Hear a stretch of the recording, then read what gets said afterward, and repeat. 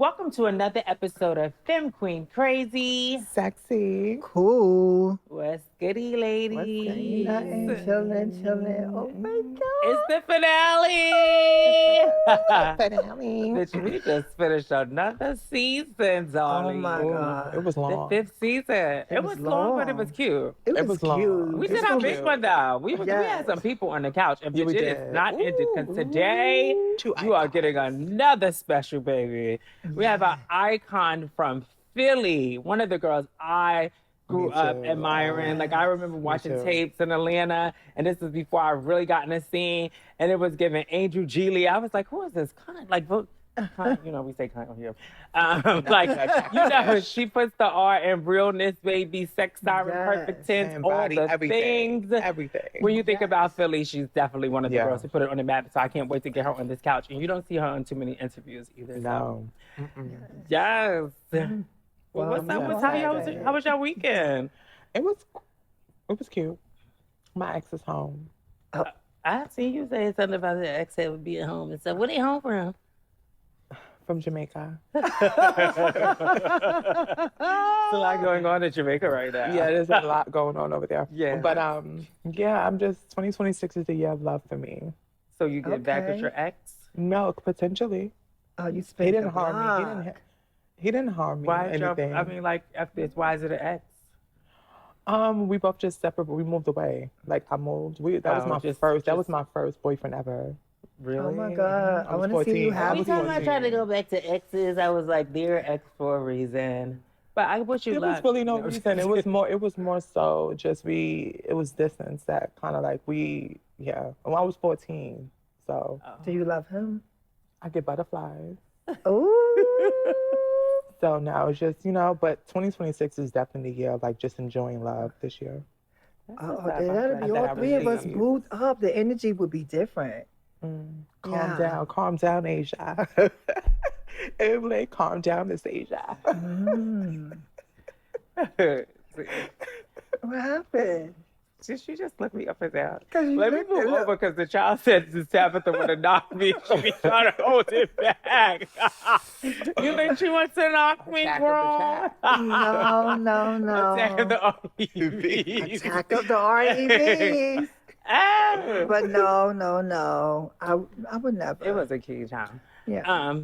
Because, bitch, if she knocks me, bitch. Mistake. And if I do. She's feisty. She's stepping a little bit too heavy. She keep that girl in the back. I keep her arrested. She's thinking the front. She'll keep her in the back. Keep her in the front. I can get a little aggressive, but thank God that I have y'all here to, pour into me. But my weekend was really good. I rested. I had a full day to just fully disconnect, and I did nothing. And it felt good to just do nothing. And I was watching, I just started watching certain shows that I didn't get to. I started watching Stranger Things. So I'm excited for the ending in the movie theater. So it's gonna be this whole experience. So my husband's a fan, so I'm we get to share that this season. So I'm excited for that. Let me get in. I wanna get into Stranger Things. Yes. I'm not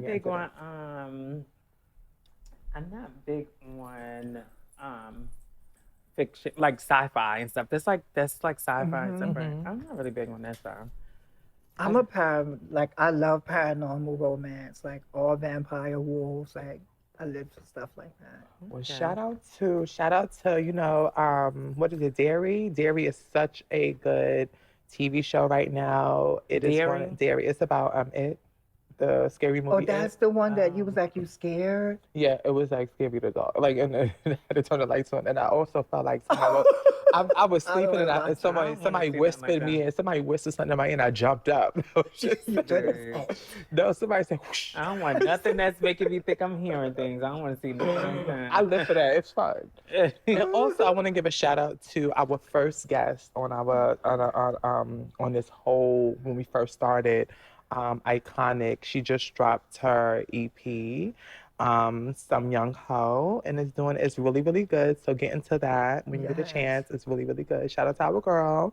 Iconic. Oh, Yes. yes. Congratulations. Congratulations. Yes. Yeah, I went to a man shower yesterday. A man shower. I never heard that was the first one. Shout out to Avery. He has a baby on the way. And so, you know how the women have the baby shower, he had the man shower. So it was really cute. Wow. We can't wait to get you on this couch. Right. Come on Shout in. out. Yes, come on in. Type shit. Don't forget, like, comment, and subscribe. You're watching Fem Queen Crazy, Sexy, Cool. So, our first topic, Lana X now Garcon mother was removed from the house from her title due to sexual conduct with one of her house children. Where are we now in Ballroom? Is accountability truly being held, or will this only be for the Fem Queens?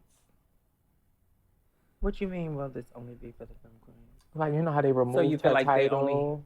they kicked her out, but that hasn't happened to nobody else previously? Are you saying? That's what they're saying, yeah. It's not what I'm saying, it's what they're saying. So Don't put it on me. I would really hope that, you know, and I believe that an organization like Garcon would do its due diligence to do research before jumping the gun. So, however accountability starts, you know, I wish that we were the same across the board, because there's a reverse to that. There were people who felt like it couldn't be true because it was a Fem Queen. And because, like, you know what I'm saying, you see the first part of the video and she's crying and stuff like that. I don't like to speak on these things because I don't know what happened. You know, a lot of times. It's all about alleged. Yeah, it's such a difficult topic because, you know, you don't want to make anybody in a situation feel uncomfortable. So I don't really have much to say about it. I feel like, yeah.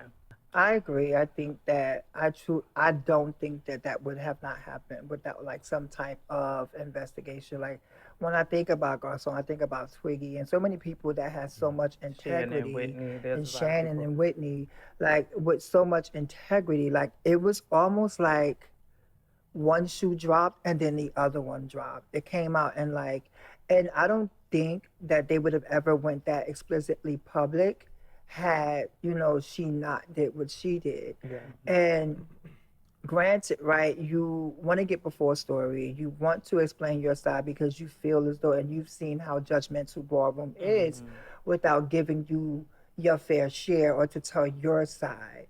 So I guess that, you know, for me, that's what I'm assuming, that that's what she meant by actually getting ahead of the story and like telling how this impacted her and made her feel. The allegations was just like, oh shit, right? Because she also said that, you know, she's comfortable with her body and she was walking around naked. And even in that moment, like I was like, I don't care how comfortable I am.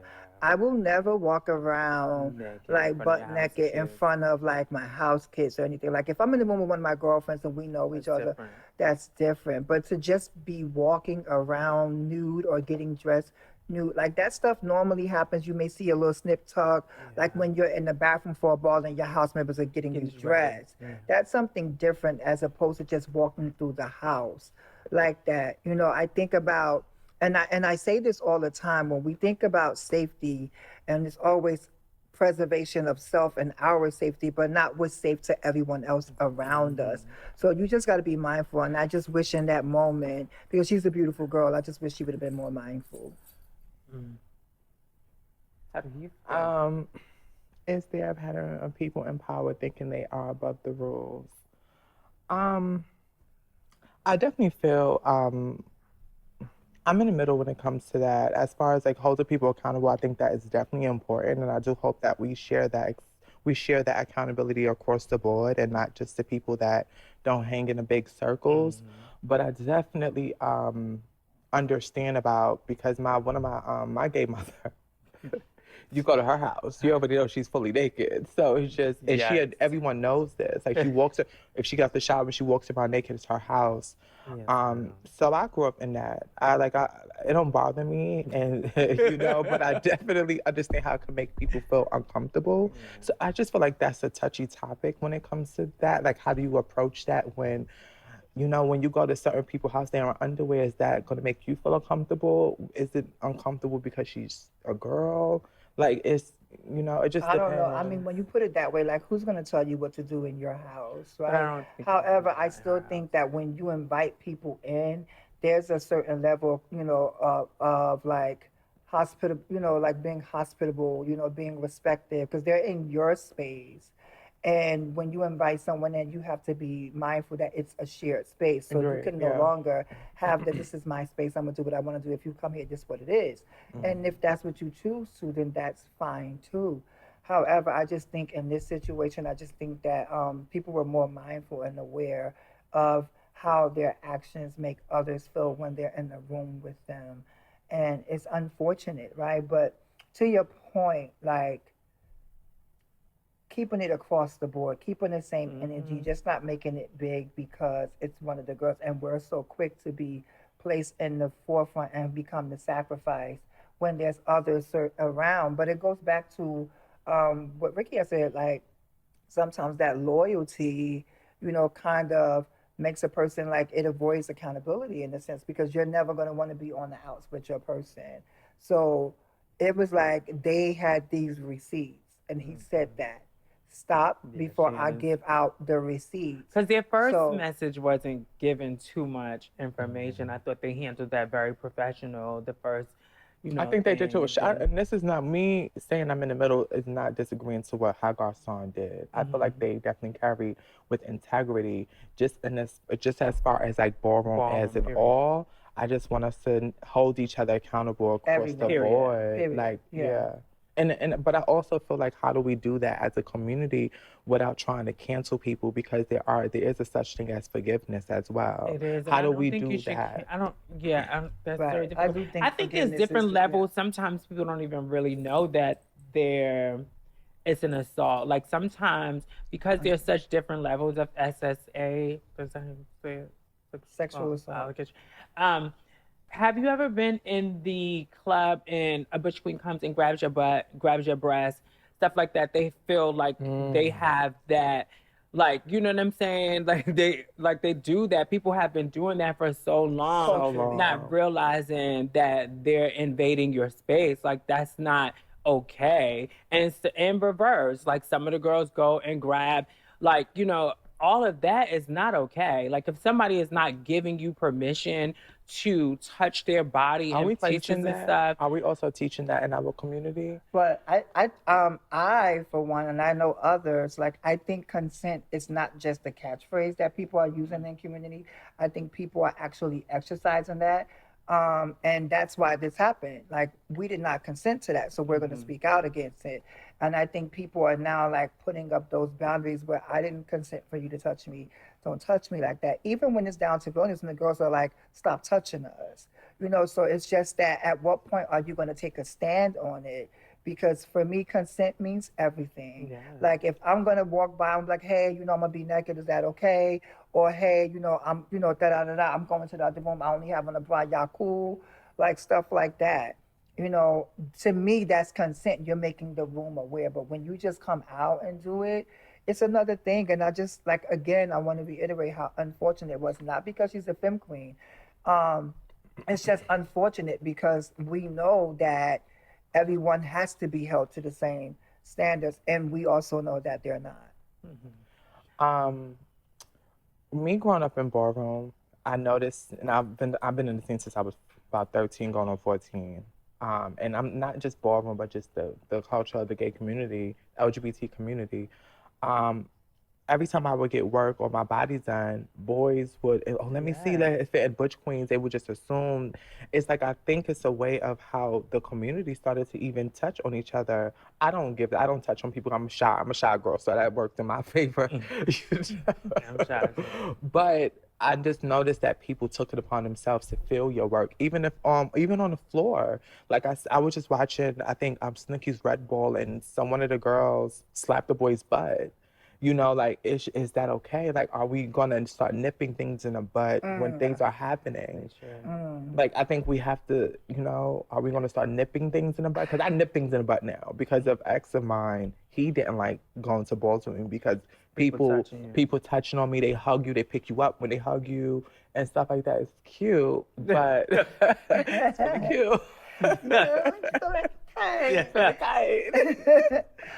It's crazy that you say that. One thing that I noticed about like being in that space, there was even during performance, they do touch each other a lot, and that's when they're performing. They be humping each other. Yeah, that's too much. I think are we gonna say that? Right, yeah, but my thing is, I also sometimes I also feel as though like because I didn't come from the Kiki scene, I can't really speak on things that happen because it's a separate scene. Well, I was just sitting there and I was just so uncomfortable around certain energies in there. Like everyone was walking about like they smelled shit. And like I was just like, it's too young for that right now. Like y'all just I'm like, no, this is supposed to be a space of fun. No, I don't see, we can't. And that's another thing. I kind of felt like that conversation would say, oh, they get it from the main scene. They probably do. I don't think, but yes, I they just do. think y'all that came into our community and y'all wanted to pull from our community at 16 because the main scene was drying up. I'm not disagreeing. They brought that energy there. Well, like I literally seen, I was gagging. I was on a panel one time, and someone from the House of Mugler was sitting on the side. He's a part of a Kiki house, and he was going off on the judges. Mind you, these judges are still kind of new, even in the main scene. Going off on them and talking about fashion, this is a key. Like this is all the key. Like this is not the place for that type of energy. But he didn't know any better. And then but that's what I feel like. It's a knowledge thing. Like we teach each other how to treat each other in a community, regardless of how it's done, whether it's drugs, whether it's sex, whether it's how we talk to each other. I think it's all in all. Well, how do we combat the violence? Conversations. Because for me, like there's a high proportionate like this. They just. It's like you almost expected that somebody's going to see somebody and there's going to be a fight. And I'm like, I'm not coming out, whether it's free, whether I'm paying or not, to have a front row seat at us attacking each other. And it's like every time, it's like always somebody had a fight. Then it's like after the Kiki ball, the reads, the shade on social media. And like I said, it's just a culture right now, and it's bigger than just that. I'm talking about like the TV shows we're taking, like the girls are fighting, the guys are fighting. It's this culture of violence that's impacting our communities at large, and people tune in to watch it, and they're like, oh well, it's on TV, you know, because we normally like model what we see that's normalized. So now everybody just wants to go and fight. Everybody wants to be on baddies. We have to stop blame. I feel like as a community, when are we going to stop taking blame on other things that's around? We are a community. Get that knowledge. That was already taught when I came into the scene. I remember seeing the girls fighting in the corner. Like, I'm 14 years old, seeing the girls get it on at the ball. You know, I think it's always been violence in the ballroom. Yeah, I think you know, hurt people. But I mean, how many things that you were influenced by at a younger age, though? Yeah. So like television and media and everything. I think that is true. I think it does play a big part, but I think let's take responsibility of that and holding each other accountable as far as like PSAs and really voicing all of that, because that's why I brought up last week when Ricky was here and I said, you know, stop, where are the icons and where are the people that are going to step up and try to put the popcorn down? But do you think that the people who want the change are the minority? Like, do you think that we're just like we're talking like to like just be talking like now? I think we be talking. We're being heard? Like, do you think that people actually want a change? Well, I would say or the voices who want this change and who talk about the things that are not working, like, is it falling upon deaf ears, or do you think that a lot of people want this to happen? No, I don't think a lot of people want it to happen. I think it's just spoken upon when it's not someone in your friend group.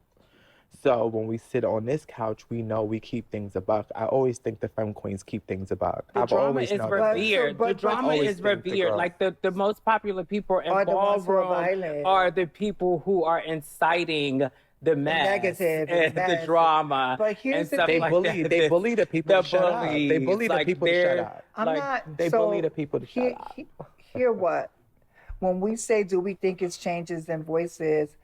Like I was walking around and so many of those kids watch us. So many of those yeah, a kids lot of people tap do. in and watch. So thank you for following. Like this is not a cap on the scene. This is more so a PSA that we really have to stop the violence against one another.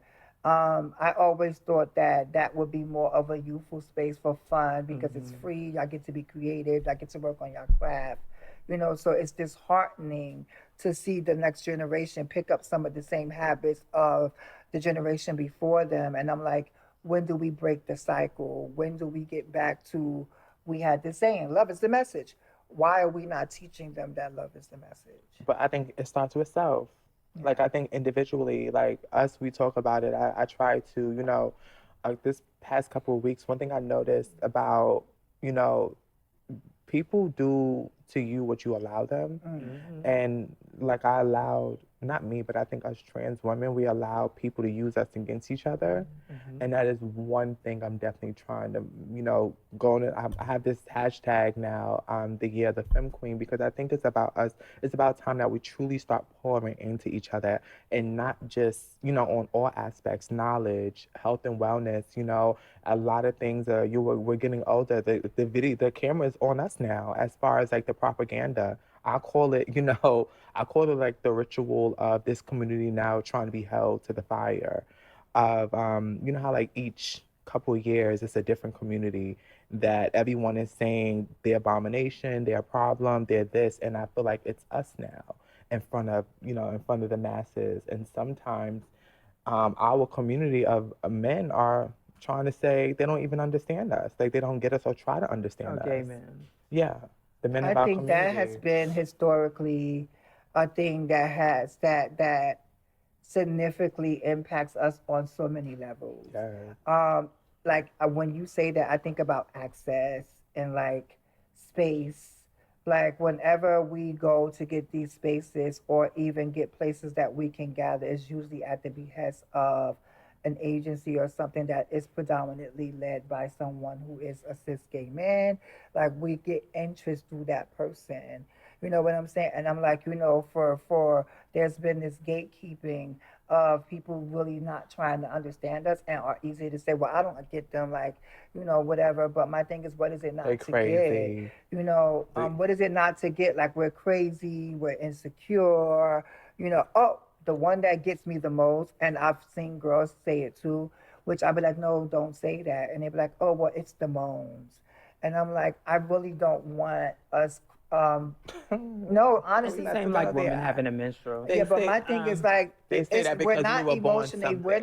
we're not uneducated enough to, emotionally regulate our emotions. And I think that we are, but to say something contrary to that is different. So when we have the kids who actually don't want to listen to what we're saying, But how could you make a change in a community where people you really got to get you engaged. can't tell them what to do. Nobody wants to be told what to do. And that's the thing.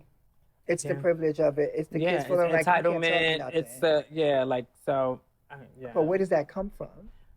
What do you think? Some people had to raise themselves and all types of things. Like, they don't need you. I don't think it's a monolith because there's different type of people that come in the scene. Like, everybody's not the same. So some people are willing to adhere to, information that's progressive, and some people are not. Some people are stuck in their ways. Some people's like, bitch, I raised myself. Can't nobody else tell me what to do. People come to the scene for different reasons, as we see now. Some of us wanted family, and some of us just wanted, like, bitch, I'm coming to have a good time or make money, win a prize. Yeah. You know what I'm saying? So it's very hard because you have a lot of different people that are involved. The doors are open now, and sometimes you don't really realize what it is when you being so inclusive. You don't realize that you're now opening the door for anything to come in. And then, 5 years ago, I think it was 5, 6 years ago, I realized that just front face that the people that I grew up with, the men that I grew up with, didn't even try to understand me, never understood me.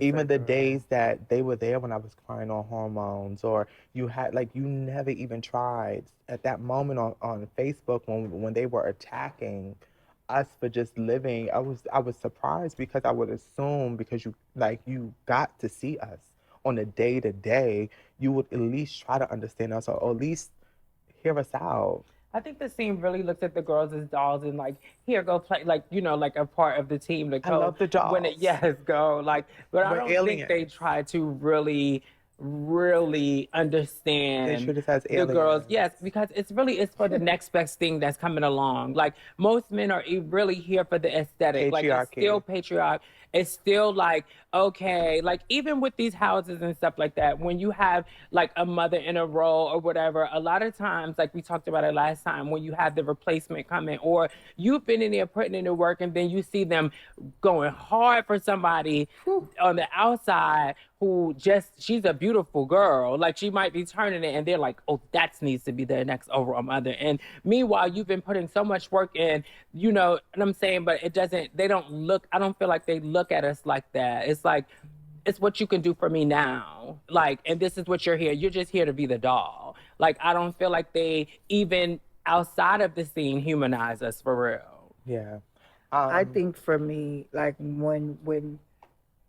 cause like, again, here's that nuance about when these things are happening, you have girls, cause then when there's girls who speak out, it's like they also get blamed for speaking out. Like, oh, it's y'all fault. I mean, like, there's always the nuance, like when they start to shame the girls for actually speaking out about it and then gaslight it. And sometimes they may not be gaslighting, but sometimes, like, or not, they're gaslighting and be like, oh, well, what about when y'all disrespect us and y'all say things to us? Mm-hmm. And I'm like, there is sometimes when that is existing. And then because we have been scapegoated Say for it so again. long. Wait, I mean, I didn't even read the question. Like, I just think that there's so many different ways to look at it because they're quick to say, well, they said this about us and how are we supposed to respond? And then you have that girl that'll meet you where you at and you're calling her this, so now she's going to call you that. And now it's going back and forth. And then we swoop in and it was like, you can't talk to her like that because she's a Fem Queen. And my thing is, so, you know what I'm saying? So it's like, it happens. But for me, I'm like, like you said, when does the understanding of you watched us grow? You've seen us, like what is the nuance of or the level of understanding, but also understanding on both parts. Well, listen, we had some talks behind the scenes that I think some real powerful things are going to take place. And Yes. I think that the girls will have their time. If this is what they really want, this will be a time for the girls. And first of all, I think that the girls should stop solely relying on the life from Ballroom. It is not like an you have to pour into yourself outside of the scene so that the scene doesn't matter so much that it will break you. Because you can put yourself into it so much that you feel that the scene will break you, and you should never let anything give that much control over your life. So just make sure that you're pouring into your own life as well. So what was the question? I'm sorry, because it made you emotional. It wasn't a question. It was a statement. Do you think men don't want Fem Queens in power because they will hold them accountable? Definitely how I feel. We take up too much space for them. But some, because there are some girls feel there like, are some that I'm not gonna mess up my, like if you have like that partner in this scene, a lot of times I think some of the girls are scared to challenge someone who may be their provider at the time, or they're like, or they know, their they partner, know their or they're, they you know what I'm saying? They'd be scared to like really challenge those people who really live for them. That's putting them above everybody else. Yeah, it's called. No, yeah, but it's still what that is. It's across the board for me because even in that, that person is keeping your mouth quiet. You're scared to even speak. You don't have the room to, but they want to remind you at all times. Like, I'm paying your bills, babe. Keep quiet. I got this. It's those. Your bills. Or any other way. It is true. Another one. It's very hard to That's for comfortability. I learned how to pay my own, so it's very hard. Come for on, me to be Angel. quiet. It's always nice to have someone else. It's very hard for me to be quiet. Because I feel like God gave me the power to do what I need to do, regardless if you're in a picture or not. So it's hard for me to be quiet. It's really hard for me. You know, I never been quiet. That's You never been quiet. They call me a bitch and every type of thing. I don't care. She's more silent now. I never been. Okay. But I want to get in that brings up the next topic. We often hear the word insecure frequently used on Fem Queens in the ballroom scene. Is this a tactic employed to harm us and make us feel inadequate, especially when we believe our community will love and support us? Who wants to go first? Well, first of all, I think that some of us do have insecurities, but it's kind of a fear and it's a form of abuse, like to kind of use that against you. Right. Because I think everybody has insecurities, but they use it on the girls so much because they know that the girls probably have more insecurities transitioning from something going to something else and how the world already comes against us. To me, it's a tactic. Like, because how do you know? Like, you're saying I'm insecure just because something that you've seen happen. You don't know what my insecurities are or what like is going on at that time. I feel like that's just something that they do, and it's actually repetitive and redundant. No balls. I also think that, that end, because I totally wholeheartedly agree, when you start to weaponize someone's insecurities against them as a mode to silence them, when you say when they make us, I think like that comes internal. I think everyone across the board has some level of uncomfortability or insecurity about a thing or another. And it's those people who know that and exploit that as emotion, like to remind you of your place, or like it's a power thing where, oh, well, don't do that because da-da-da-da-da. And, oh, well, you need to do this. And then we start to repeat the same behaviors. And I think that overall, it's like this repetitive thing where we know. And then, like, for me, I'm like, does it stem from shade? You understand what I'm saying? Well, we call out the thing in each other that hurts each other the most. And then for some of us who grew up in the era where it wasn't so much shade, but we knew, like, if you were saying some things about me, I needed to address it. So it's those things that we have been taught to accept that now girls are saying, I don't accept that no more. Like, you can't call that out in me. And people will, like, weaponize your own insecurities against you. So, yeah. I find it so laughable because it just realizes that our community is really lacking community. What in your mind believes that a girl that transitioned from 12, 13, 15, 16, transitioned from A to B in front of you, and you think she's not going to have insecurities in front of you, especially when you're in her ear telling her you look better than them all. Yes. Or when you're in her ear, like, when you're in her ear saying, oh, she tore you up, Miss Thing. You're not the girl no more. When these people are speaking this into your ear and then turn that around and say you're insecure, it's like, babe, you caused that. And I have to hear from your trauma with that you put onto me that you're projecting. God. I think we really don't realize that our community is really not a community. And that's why when it comes to when you were saying, oh, it's family, I do see family within At some people point, in the community. It was.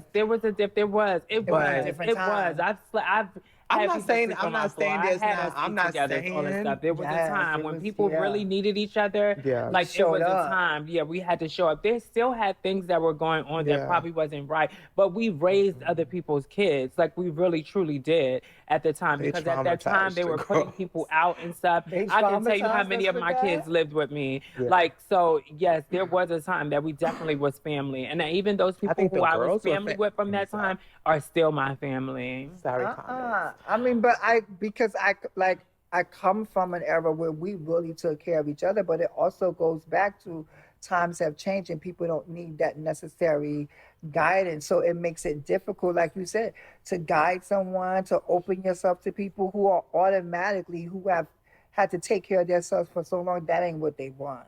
Yeah. You know Speaking of family, we also have another icon that is going to sit on this couch that they have been talking about so much lately. in such a negative way. And speaking of family, this man is the man who gave me my name, Temperance. So this is my father, Al Allure. When you think of fashion, baby, you cannot speak about it without mentioning the blueprint. Yeah. So yeah, I'm Oh my excited God, about that is this conversation season too. alluring or what? It's alluring. Fight back on the fire. But I want to I even think, you know, back, the reason I was so quick, because I've always been the person that sit back and get in. And even though I was growing up in front of the community, because the guys that I grew up around, they didn't play about me, but they also reminded me, oh, don't feel it too much. Like you wasn't allowing my flower to even blossom. You wanted to shun me. You'll take care of me when it comes to physical. Like if someone's bothering me, you'll take care of that. But you also wanted me never to feel it too much. That made you feel like you were in the back. See, And that was a problem. That was a problem. They wanted me to feel it more of it. Not all. Let me not say that, because my brothers will attack me and I love y'all. Damn. Not all of them. There are some good men that was that, that was maybe their insecurity of feeling like lack of, because our personalities took up a lot of space. It could be all of that, right? And that's why I always gave everyone the benefit of the doubt. But when you use that word insecurity on the girls, and I've been hearing that lately on the girls, it's like, babe, is that supposed to be a read? Like, are you read? Like, is that your read? But again, like, I'm glad that y'all said that, because not all men are like that. Like, there are some men who really love the girls, who really make sure that the girls are okay, who call and check on them. Icon. And we all, that's the first person that came to my head, like James Icon. However, my brother Stephon, my brother Carlos. Yes, Stephon is so dope. And Carlos, yes, my brother I love you. You know what I'm saying? My brother Reggie. Well, shout out to the brother. You know what I'm Shout out saying? to the brother. Like, they make sure. I mean, like, I could be chilling and it was like, oh no, I just called to check on you. But I do feel like there's some girls. Good. I do feel like there are some girls out here that tell the girls they're insecure. It's like, I think, you know, sometimes, you know, you become your oppressor. You become Absolutely. That's what I say. We start to do it to each other. And I'm like, you know, these, and like they even had at one point, no shade, like I had got pulled in so many Facebook Messenger chats where that was going on that I started to block it the minute I got invited into those spaces, because it was supposed to be a safe space. And then we get in there and we're reading each other and we're throwing each other's insecurities at each other. So it is a taught behavior. Projection, and sometimes it is projection disguised as shade. Shade. You know, and I'm just like, you know, take it off of yourself. you see yourself. Immediately go like this. So this is why it's such a I don't know what word I'm looking for, but it's so funny because when you rise above, like when you stay out of the mix, then people are like, oh, she thinks she's all bad. Oh, she's weird. So shady. And she is. Yeah. Oh, so she is all of that. Like if you're not in the mix, like you know, so all of that. it's like a double-edged sword. I'm just like weird. You are all I'd of rather that. be Damn it, weird. I would be all of it. All of that. I am all of that. And we should be pouring that. And that's, thank you to so many people that have caused that in my head for me to heal from, because I also see it in so many beautiful girls. And it gave me an idea that I'm working on for 2026. Yes. And I want to pour that love and that healing into other girls, and I want to bring other girls around each other to pour that within each other, because it's so needed. It's already so still needed. happening. So When I think about the girls who are creating events just for us, it's already gradually happening. Shout out to Jordan. Shout out to a bunch of girls that's coming, like Jordan, Genovia, so many girls, Gia, who like Courtney, who create these spaces and us for us to be upheld and love. And I'm just like, the shift is coming. And I think that it is the season of the Fem Queen. It is the season of us like actually stepping up, gaining our coverage and taking our spaces back. I'm excited for it. I think it's worth it. And as we're always the target, I do want to bring up something that has recently happened in politics that, you know, will affect us as a whole. One of the things I kind of want to lighten it up, because I have two topics, but I want to do one for this segment and the other one. I want to talk about how like the national parks have dropped MLK Day and Juneteenth from national parks for free, and they added Trump's birthday. You know. And this is following an executive order to increase fees applied to non-American visitors to national parks on these days. And for me, it's just like the erosion of our congressional seats have just been eroded. The power has shifted, that this man really believes that he's a king and that you should pay your due diligence to him, like give Caesar his coin. If you want to enter these national parks, you have to now pay, and you will remove Black history, which is inherently Black American history, to erode that, you know, and to make people who's coming to this country, who become nationalized here and have access to the same thing. This is a more larger scale an attack, and it's right here in our home front. Like, when I think about these things and the people who they're now calling terrorists, the people who they're erasing histories, when you have an agency like KKK who's been around for so many years and you have yet to name them terrorists. Right. So you subscribe to the same things, and now you're having tyranny all over the country that we're born in. Like, this is as much our country as the next person. So when you go to remove those national holidays, our hallmarks of who we are, what are you saying to Black Americans? That's the same thing they've been saying. Yeah, you don't deserve anything. We don't have it. It's giving, you don't like to sit in your accountability. That day is reminded of you. Outright racist. Did you see what he said about Sudan? And like, the people try, it's always somewhere where it's us, where it's Black people, and he says they're trash, they need to go back. I think it's rage baiting. Like, shouts to the mayor in Chicago who put the foot down. I really think it's rage baiting. Well, bitch, it definitely will. Bitch, it would definitely get I'm not saying that's not how it will definitely get me raged and fired up. And I think that everyone should be fired up. I think that everyone should be outraged at this. And I think that our Democratic Party needs to begin.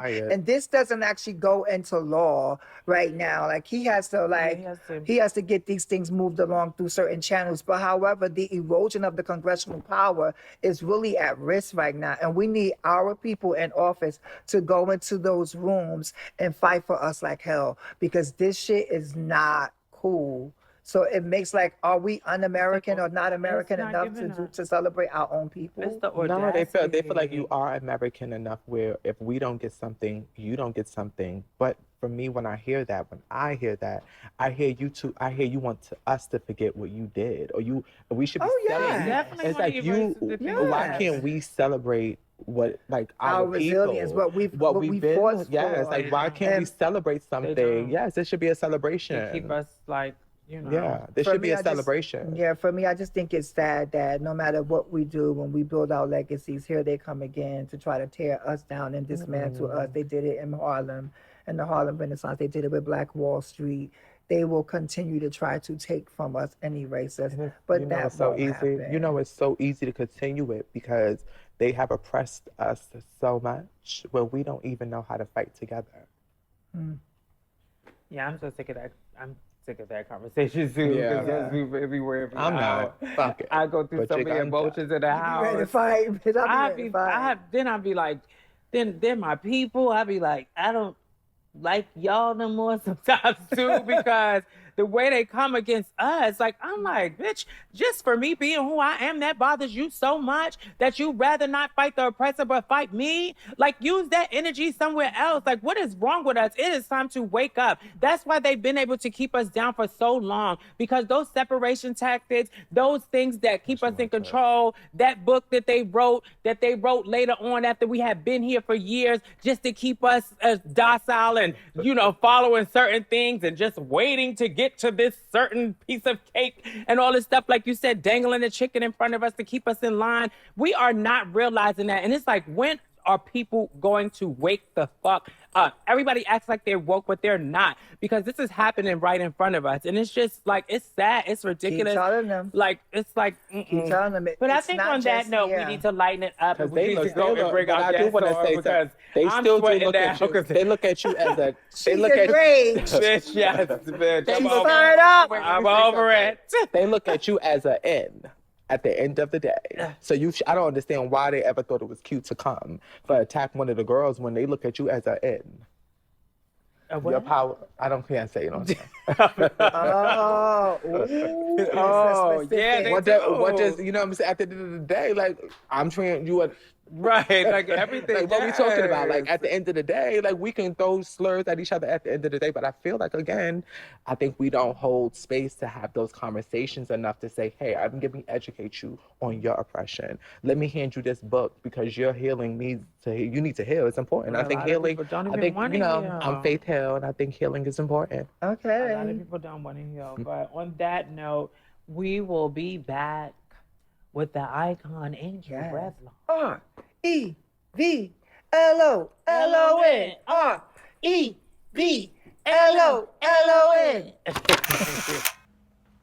Oh, what's goody? Don't you forget to like, share, and comment, because you are now watching Fem Queen, crazy, sexy, and cool. And we're back. We're taking you back. I mean, even the generation before mine. This is one of the girls, like I said, that I definitely looked up to. She has turned performance perfect 10. She is the epitome. I don't know if she walked mug, but she is giving you some mug. You see when she sits down too. She is Mother Revlon. When you think of Revlon, you cannot forget about the blueprints of when you talk about Fem Queen. This is what we mean when you talk about Fem Queen. Yeah, come on. Oh. This is how you bring a finale. This is how you do a finale, baby. I'm so happy to be here. Yes. We're so happy to have you. We're so happy to have you. So much. Let me tell you something. I was reminded of my first story meeting you, like, and this will lead into a question too, because back in the day, we had to be stealth. We always talked about being stealth. Mm-hmm. And one of the moments that I remember you was in Atlanta. We all went to this after hours. This was a straight club. There were strippers in the after hours walking around with like little two-piece that were bikini sets and stuff. Angel hit it from around the corner with this two-piece number on. Like she was one of the dancers. I mean, the guys was giving her money. Like it was really the epitome of realness and passable and blending in. And that was like my first experience, like meeting you one-on-one. Thank you. So I'm like, you are definitely one of the girls. Thank you. Same to you. Thank you. Same And to you. so what do you think about back in the day versus now, maneuvering in society? Like how you felt, like we always talk about like how men treated us back then versus like now. What do you feel is the difference, and which did you like better? Well, that's a good question. That's like a two-parter. So back in the day, we weren't really as outed. So it's kind of really way more easier for us to kind of blend in because they didn't really know the taste. They weren't really sensitive to it and on guard to make sure. It's like almost nowadays, they're so on guard. They want to check for you. They want to see DNA. They want to see your kids' pictures. Okay. See, so that's why ChatGPT is really good. Because I definitely use that a few times, make me, age me backwards real fast on this picture and then let me be holding this school bag. It does work for that too. Sometimes you do need a backstory that will help you in some certain situations because it is a little dangerous out there sometimes too. Mm-hmm. So yeah, I think I would rather back in the day though, because the guys weren't so scared to kind of bond with you, and they kind of they value your realness more because they would risk it and take you to the family to see. And and nobody would know because nobody would think. The grandmother was like, "Oh, I love her. Bring her for Thanksgiving." Stuff like that. But now I feel like they know the taste. They know the energy. They feel like if you look too beautiful, something might be wrong. Why are you talking to me? So. Yeah, so we talked about them treating us special like women. Right, exactly. Like how I bag that? Yeah. they treated us special. Like we talk about, they treated us special like women, like, you know, in that realm, because they felt like they had something different that no one else knew about. You know what I'm saying? Now they're searching and looking for how big is your piece and all that type of Let me get stuff. your IG. So, girl. Ooh, yeah, it's But- straight to that. Well, like even going back to like how people treated us and revered us at one time, men specifically. What was your earlier days, and give us a little backstory on who you are. My earlier days, as far as Your childhood, like coming up. Oh, well, I kind of always thought I was a girl at first. I didn't know that I wasn't a female until 8. I wound up going to, they switched daycare camps or whatever. And when they did, they had to give up our social security number and our birth certificate. And so usually I was able to go in the bathrooms with my cousins and everything, my girl cousins, and play all the games. But this time I was on my way and they're like, no, you can't go in there. I'm like, why can't I? Like, what's up? And I was devastated. I stayed in my room for 2 weeks. I wouldn't eat. I wouldn't come out. I'm like, wait a minute. What are you telling me? Like, I couldn't grasp that because my family coddled me. They, you know, there was no actually spoken word about it, but I was able to be in the kitchen with my grandmother and my mother cooking. I was able to play rope. I was able to do all those things. So in my head, I'm not differentiating anything. I'm not with my brothers. I have 3. I wasn't with them doing stuff. I was always with the girls. So I was devastated. As I grew up, between 11th grade, this is like 89, I think I was in 11th grade, or like around 89. I met my first gay people. And I was like, oh, I'm like, damn. But like, they're kind of boys though. Like, they were like, girl, you know, they embraced me.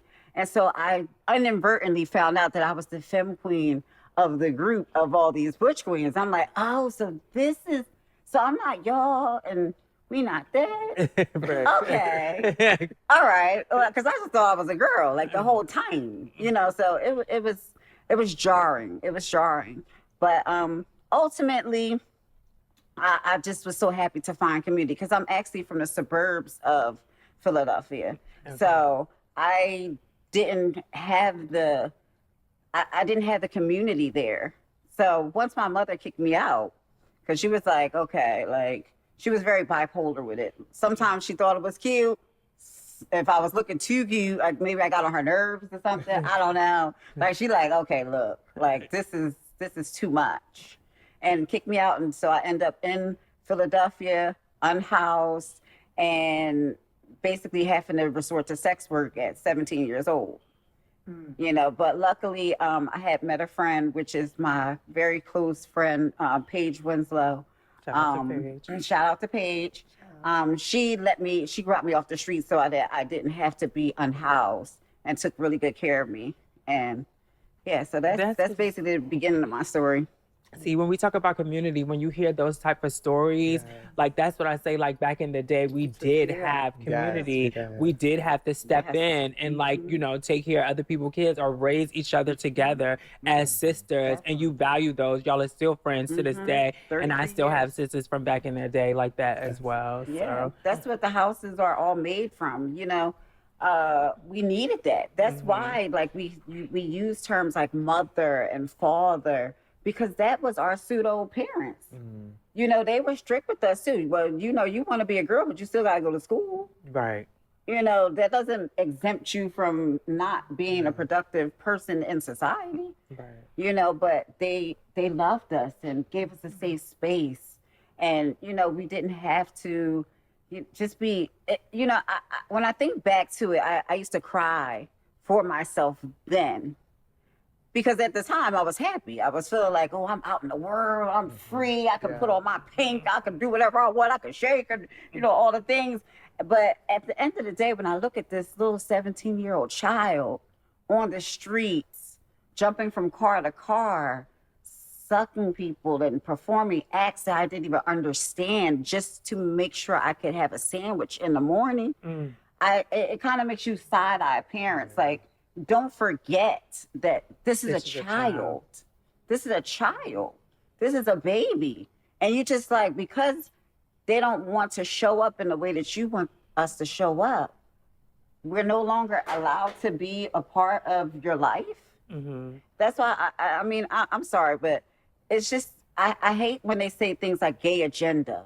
To me, that's shocking. Like, what do you mean gay agenda? It's always been a heteronormative agenda. You know, we're not going to beat you up or kill you because you're not gay. Right. You know, but y'all will kill us, chop our heads off, do unimaginable, inhumane things to us just for something that we feel as though we feel inside can't control, because we can't control it. Right. You know, we can't pray it away. We can't do anything about it. It's involuntary. And when we engage into anything that may be of an intimate space, it's with someone who wants to be intimate with us too. That doesn't hurt them. So why the virility? Why do you want to hurt us? Why do you want to kill us? Why do you want to ostracize us? So to me, it's always been the straight agenda. We see it on TV, this and that. You know, we kiss one person. Oh my God, what about the kids? But y'all been kissing in every show. Y'all in the bed. Like, like for real. Like, you know what I mean? If you're going to have that outrage, have it abundantly. Have it all overall. You know, I don't think that sex should be something that children do see, honestly. Maintain their innocence. But all above all, you know, they shouldn't be seeing daddy humping under the sheets on every movie. I mean, it's a comedy. Why y'all in bed? Have y'all ever noticed that? No, yeah, Well, absolutely. Tempest was just saying earlier about how media plays a huge part in how we acclimate to society and what's being projected on us. Thank you for sharing that, because like those stories are, you know, that your journey, but you're still sitting here Today, as beautiful as ever, a survivor of so many things, and still able to be present with us today. So thank you. And stunning at the same time. And Thank you. Thank you so much. Thank you. Like so many of us have that. backstories that we were able to overcome. You know, so a lot of times when people are judging from the outside, you don't know what we had to get through to get to be able to sit here to talk about it. So I appreciate it that you are dropping those nuggets and actually being as vulnerable about your story, because that means a lot. Thank you very much. I want to get your opinion on a topic we talked about earlier, as far as the insecurities within our community that people use among us. How do you feel about that? Oh, like how they pit us against each other? And say, oh, you're insecure. Or the minute you want to argue, the minute it's a problem, they call you insecure if you don't treat them or you don't do certain things their way. They say, oh, you're insecure. You don't bring certain girls around, or pinning each other against each other. Ooh. Yeah, that's because at the end of the day, it's still male-dominated spaces.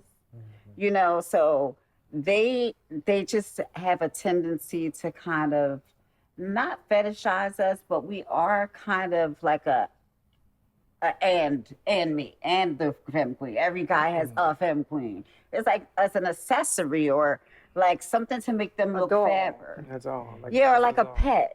Like I got a pet Fem Queen. Here she goes, sicker. And I'm gonna dress you up in this nice little outfit, and then you know, go do it. And see, that's my Fem Queen. That's my Fem Queen. Don't touch my Fem Queen.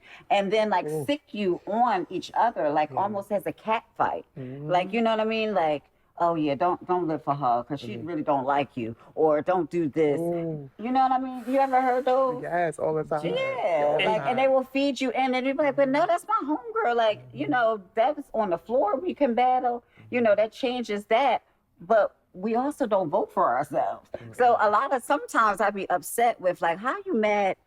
Well, how could I be mad at you because the judges picked you? How mad at you for it? You didn't choose you. Right. You know, and they weaponize all of that. And it's really terrible because they should be our backbones. We need that masculine energy.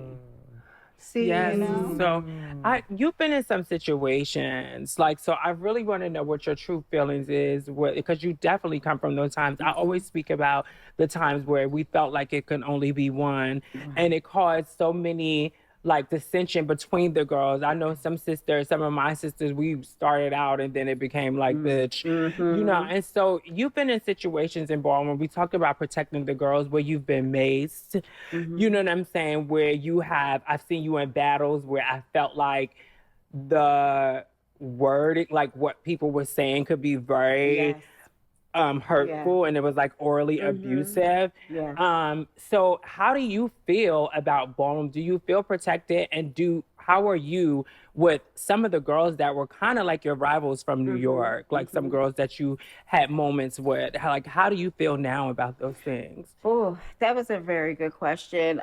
Before I was assaulted by Mace, I had a more carefree feeling. I was still the overall mother of a very prominent, very large house.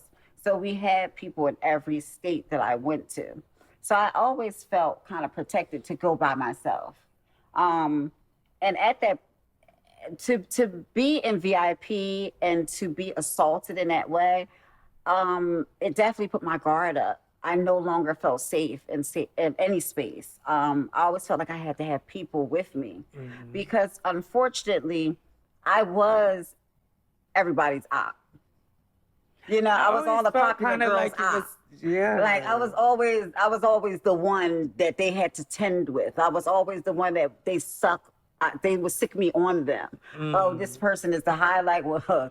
And I was the one. And because I enjoyed the ballroom scene so much, but I loved the energy and the funness of it. I never really looked at it that seriously until like we're on the floor, we're having a good time. I will hug you and love you like, okay, it's time for us to go. Action. You know, we can play. You know what I mean? Right. Yeah, like action. Now I'm in Fem Queen mode. Now, you know, I'm staring at you sternly. Like, Right. You know.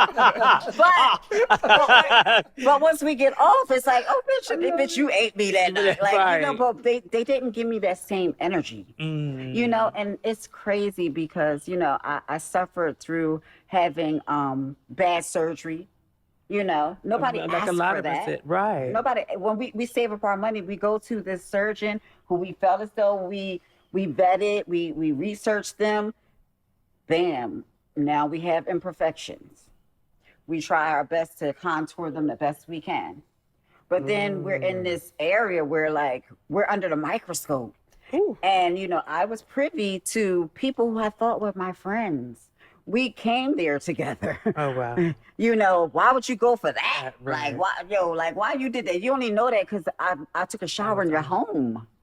You know, and I thought, And I was you know, vulnerable with you. I was vulnerable, and you used my vulnerability. So a lot of times, I was taken aback and shocked by the evilness of what came from the way that they were feeling, because I didn't go into it with that. I was so pure. You know, I'm just pure. Like, we having a good time. We're the same. You know, we go out there, we put it on the floor, put it on the floor. You know what I'm saying? And that's it. But, I don't know. To answer your question, you have to kind of tune out the noise. You know, you have to tune out the noise and remember who you are. So a lot of times when we get older, like some of those times, like have you and these people made amends? Like, have y'all had conversations? Because a lot of times I feel like as the girls get older, they realize what's happening and the puppet strings that are behind it. And sometimes how we do fall into it. Like, so have you and some of those people that you had those situations with, have y'all like, you know, made up and maybe apologized to each other and things like that? Yes, most definitely. The funniest thing is, outside of the scene, I have very close relationships with a lot of people. I'm very close to so many people all the time. We talk. They share with me very intimate things because I provide a safe space where no matter what situation I've ever been in, you've never seen me online trashing people, bringing up any dirty laundry, and they may have talked to me just that day. You know, that particular Mace situation wasn't done by the ballroom person. It was their parent who stepped in. But ultimately, that situation was a very misunderstanding, but assault is still assault. You know what I mean? And it should never gotten to that point when we're able to talk. If we're gonna read, I'm from the old school. We can read. And especially with certain people who feel as though they really can read. It's like, why? You just couldn't take a read from me. Like, it was fine. But you just couldn't take a read from me. That was the way I was delivering it, and I got punchlines, but we're from that era. You know what I'm saying? But I shouldn't have got assaulted. So, of course, we made amends. Everything is all, we hugged publicly, just so that people didn't think that it was that. But then, I did retaliate. You retaliate, right. When the ball was in my court, but not on purpose. It was more, I was dragged to the side to talk about it, but was made the villain in it. And because of that, I retaliated. It wasn't my best moment. Okay. You know what I mean? So, I guess I got my lick back, but So earlier, that's why we peaceful now. Like, you feel what I'm saying? Like, that's why we like. Earlier I was talking about like how this propensity towards violence continue to exist within our community, and Temperance had made a point. She was like, "But violence has always existed inside the culture." What are your thoughts around violence and ballroom? It's so scary. It's so very scary. The way it has escalated is crazy. I don't understand where so much anger and vitriol comes from, where you can actually feel like your life is threatened, your beauty is threatened. You could go to a function, and because the judges picked that person, they could stab you, they could mace you while you're on the panel. I watching it from a distance, it makes me never want to go. Definitely. If I was to go, I would actually like kind of hire security. I know that sounds like a little over the top. People do that. But now. I just feel as though, I'm 5'2". I don't play that. Like I'm not here for that. And because you can't take me. 5'2". No, when I say that, I just mean that like in those spaces, there's a lot of men there. We're very small. Oh, yeah. Like we're like, and those are ones like nowadays, it doesn't seem like the binary matters. So they feel like, well, I could be just a girl as you. So you're still that. I can hit you. I can destroy you. And I think that a lot of the leaders need to be held accountable because sometimes they're complicit in these things. So I don't condone it, and there needs to be, I guess, a lot of tools to help people to be able to talk things out. There needs to be way more penalties when these things happen, because I see they still continue to open the doors for these people. Yes. That person just assaulted someone, they just killed someone. Why are they still here? It's a few names that I ain't gonna do that. But it's certain people. Nobody won't say that's the problem. Like, they on the scene now. Yeah. And they do. And they're like bulldogs. Like, okay. We could just call. It was done to me. That's what I always hear now. It was done to me. So I hear that when I hear certain people talk, they say, it was done to me. Blame the person that did it to me. But see, I hear that in a lot point of people's do we take accountability for that?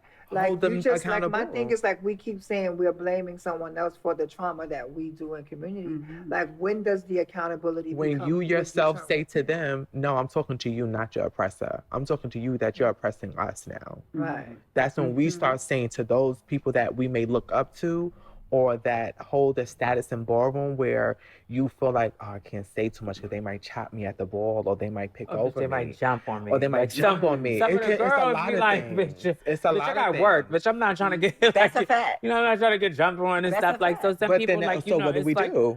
Yeah, that's what I said. Are we I feel like we're the minority. Like, are we speaking to, or is it falling on deaf ears? A lot of Trump. So we have to begin to create our own space. We have a lot of Trumps in our community. A lot of Trumps in our community. It's a bunch of narcissists. It's a lot of narcissistic behavior in the ballroom. Go ahead. When did you feel like you arrived who you are, like as a woman, in your transition, just in your mental space? When did you feel like you arrived? Once I achieved clear skin.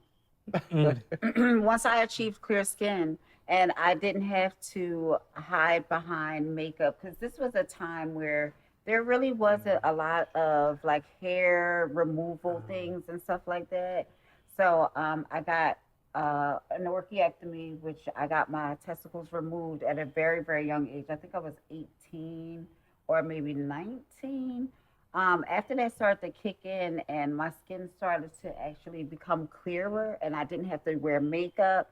I naturally grow hair, so it wasn't that. But once I was able to show up authentically as my pure self with no help, where I could just put my hair in a ponytail and nobody could take away my femininity, that's when I felt as though I arrived. That's the unshakable feeling that I have inside that is my security. Like that's the reason why I never will feel insecure, because I know you can never take what's most important to me away from me ever. So that's why. That's the word. And see, and people don't know, like for me, how important it is to actually be able to just be your bare self and go outside and be your authentic self. It is so validating and freeing. People are fighting against it now. Huh? They're like, why do we have to shave? Why do we have to get laser? Why do we have to chop? Why do we have to chop? Why do I have to cover up my We're not going to do all that. Not why do we have to chop? The girls, they be saying, You are lying. that was a The year conversation the Fem Queen is coming. The year of the Fem Queen. Do y'all call them Fem Queens? Well, no. No, we talk about bringing the girls I back. call it I mean, I had to think to me, because I think because the goal is No. to be who we innately are, and I think the nuance around the conversation around us being who we want to be and actually taking the strides to do it, people do not know, again, the strides that we have to take to be our authentic self. And we also, Charmaine made a great point, our hairstylist in the back, she made a great point about us not, the new generation now are not around a lot of women. Like, I grew up around women, like just your mannerisms and what you wanted to do are just different. Yeah. That's true. Yeah. That is true. Like I said, I think a lot of girls are more gully with it as opposed to like They run their bro. Not gully. They run their Oh, bro. man. Gully, but like, I'm gonna have my tuck out. I'm We're just about to go. saying, like, Yikes. it's Whoa. different because You're for gonna listen to a me, Fem like, Queen or what? no. Yeah, like, wait a minute. But it's so important to be yourself. Like even the steps to becoming your, like people use the saying like complete self or full self. I always tell people like the girls will lay on the table, get snatched, pulled, and do everything they can, remove things so they can be who they are. Yes. And that is the epitome of the power that they fear, where we won't be confined by who you tell us that we are. So what is your like outside of ballroom? So you're a Cosmetologist. Okay, yeah. I'm a licensed cosmetologist in Pennsylvania. Okay. I currently have a salon suite. It's in the rear of a beauty supply store that my aunt owns in downtown Pocono Mountains in Pennsylvania. I've been in business now for about 8 years. Okay. I am striving for next year to find a good space to have my own brick and mortar. So I want to buy a commercial property, like my aunt did. She's like downtown in white suburbia, and she's had that place for 30 years. Oh, wow. So she inspires me and also empowers me to know what the steps are to be able to take it. So next year, that's my endeavor.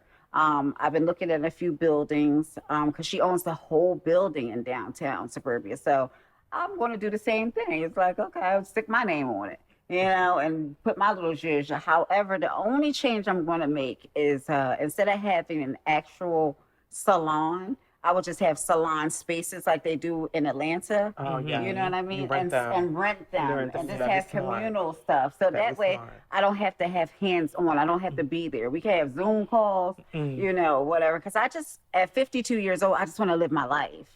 You know what I mean? I just want to live. This is what. You know what I mean? This is why, yeah, the Fem Queen is What?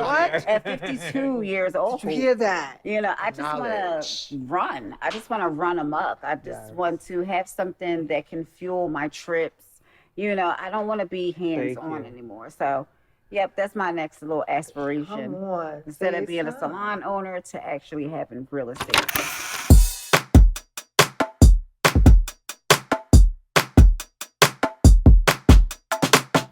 Being trans is something that isn't just about violence. It isn't just about the things that I saw on the news about, you know, all of the negativity that people like to attach to this identity, but that there's so much life and possibility. I wanted people across the globe, but especially young Black trans people who aren't connected to community and don't know that they have power inside of them, can see this and know that they can be whatever they want to be.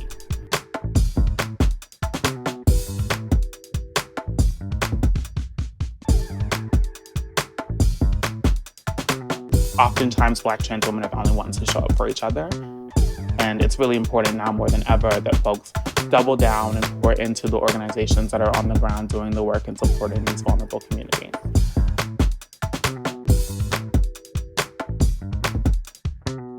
I'm sure if you're watching this, you've seen something else that BTFA has funded, whether you knew it or not, whether you've been at a ball, whether you've been at OTA, whether you've watched someone's music video. We're behind so many things, and because we do so many things, we need so much support. And so I'm really hoping that folks show up and pour back into our community, because it's so easy to continue to take and to enjoy the visibility of, you know, what we're able to produce, but it's another thing to invest in it.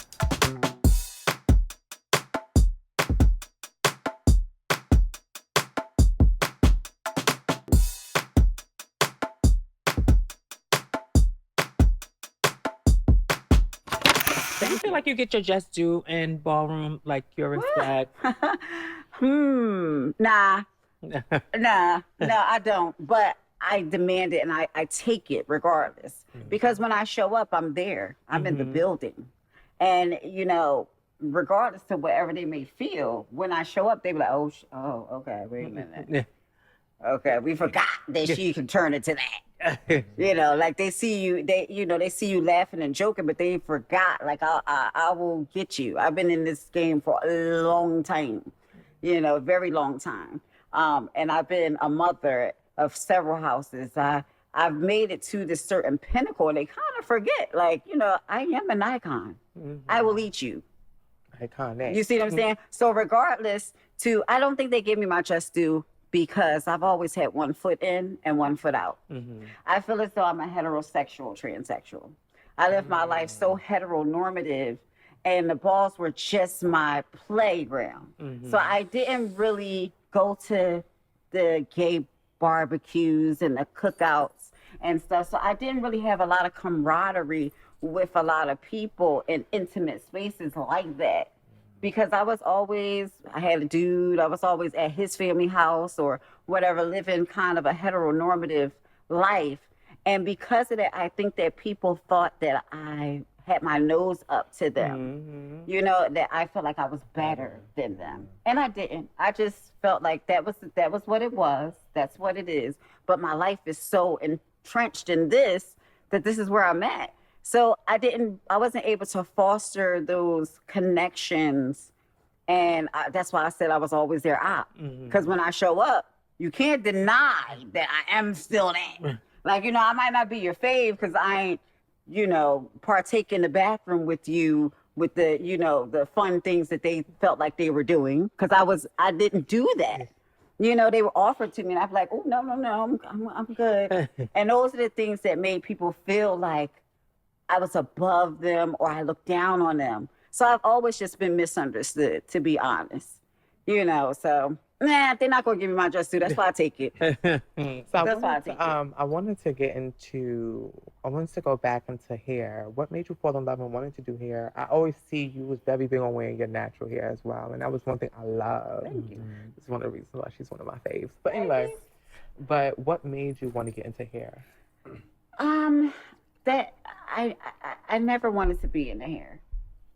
It was something that just kind of came across my desk. I moved to the Pocono Mountains. I met a guy, and like we're 14 years in. Mm-hmm. And when I met him because that was a part of my tour, my tour route. Met this guy, and he gave me the quintessential dream heteronormative life that I had wanted. He was far away. He was biracial, but he was raised white. So all of the people around him are white. So there wasn't really too much spooking going on and all that kind of stuff, or thoughts to be scared. And because I was still in the sex industry, I decided to be a better woman and a girlfriend for him. And that's where hair came from. I rode past this school. It was called Jolie. And I'm like, what the heck is a Jolie? I looked onto the website, and I had to, in order to get on the website, I had to give them my personal information. Of course, they called me back that same day. They asked me to come in for a tour. Next thing you know, 2 weeks later, I'm enrolled in hair. So that's how that happened. I can't say like, oh, I love it. It was so amazing. That's why I'm getting out of it. The girls just want to be taken care of for real. Like, right. Take care of people. But I do have, because I've worn my natural hair my whole life, I specialize in natural hair too, by the way. I do like to offer that, though. That is my gift to women, period, especially women of color.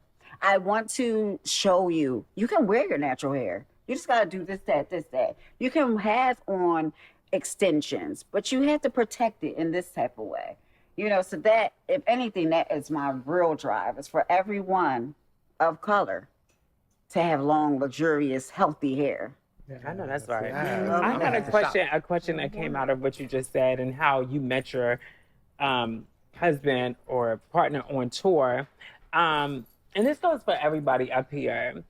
Because we always talk about like sex work and, things like that. Do you feel that as a sex worker, you can be in a relationship with someone?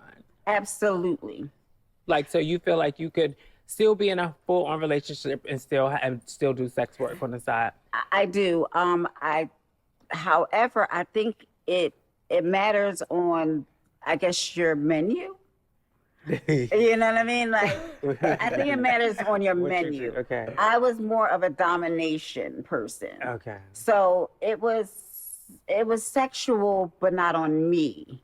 It was sexual more for them. It was more humiliation that I did. Because the money was more in there.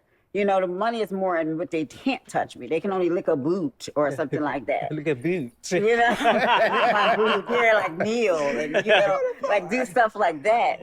So I didn't really kind of feel so compromising. The way that I felt more compromising is when I'm pegging, with something, an implement, or, the fact that I do see their genitalia and do make sure that they get to a climax. So that was and I was very open with him about this is what I'll do. And, kind of let him hide and take a peek so that he could see what I did. And this is not, I'm not giving up nothing that you have or we do, but this is what I do. And, I just start to feel bad. And I wanted to actually, tighten up and get a profession and get a career that I felt as though was still kind of like in the realm of the money that we was making. Because, we make a cute amount of money. We have, for those people who have done it. Yeah. So I was like, what, how else can I get this without doing such a pay cut? Hair! Yeah. Where did you... Well, I actually, that end, right? Because your story is your story, and I do think it's based on what you're doing. But I don't believe that it's successful. I think that, because in my mind, I'm like, what man want their woman around anybody engaging in anything other than them? I agree. And I too am in a 14-year marriage, and I know that was one of the deal breakers, and he was very verbal about that. Like, I don't want you doing that. And it is a lot when you transition from one thing that kept you sustainable in how you transition into a professional field. And it was difficult, but not only did I don't want to say like your role kind of defines you, but when you're able to acclimate in a way that you become successful at being professional in other realms. I always say that sex work saved my life, but I'm also very proud of all my achievements without having to resort to sex work. Like for me now, sex work was always a survival thing.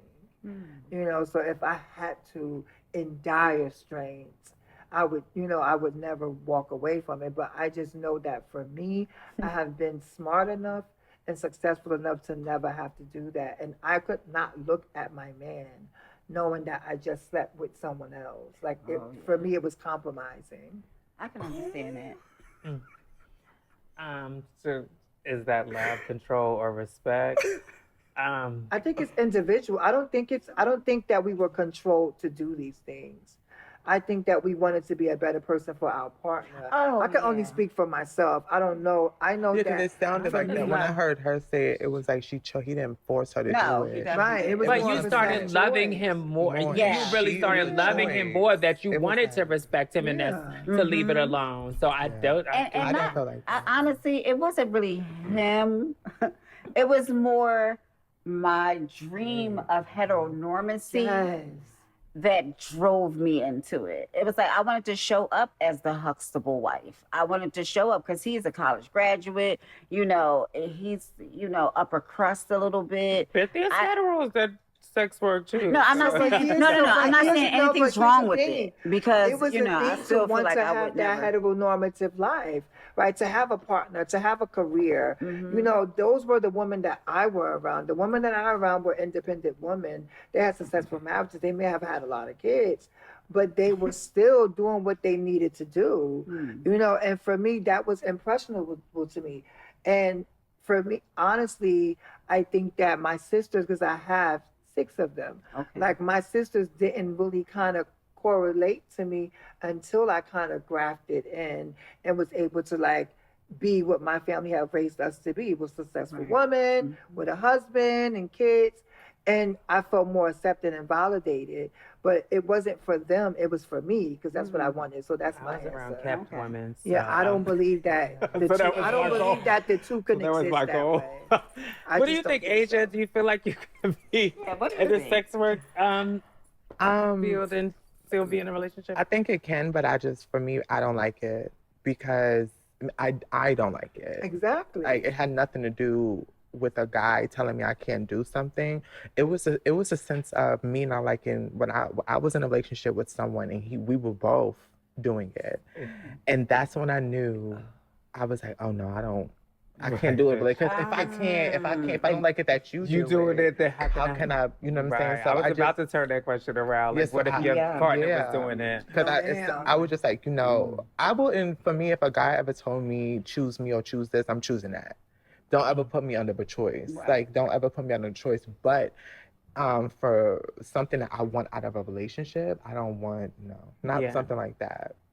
I just think when you're truly in love, you don't want to share your partner. I mean, I can't speak for anybody. What about open relationships? What about those are people? I think that takes a certain type of confidence and a certain type of person to do those, relationships, those open relationships. Because what about those girls that are poly? I feel like I love hard. I don't know. I haven't got there. What's the difference between what they said? That's not that and a poly. Yeah, that's not my experience. Shout out to Toya Ebony. That is not my. That's not my experience. I'm not against polygamy. I'm not against polyamory. So, but you're against. You would be able to do it now, you think? No, not now. Okay, then. Yeah, definitely not now.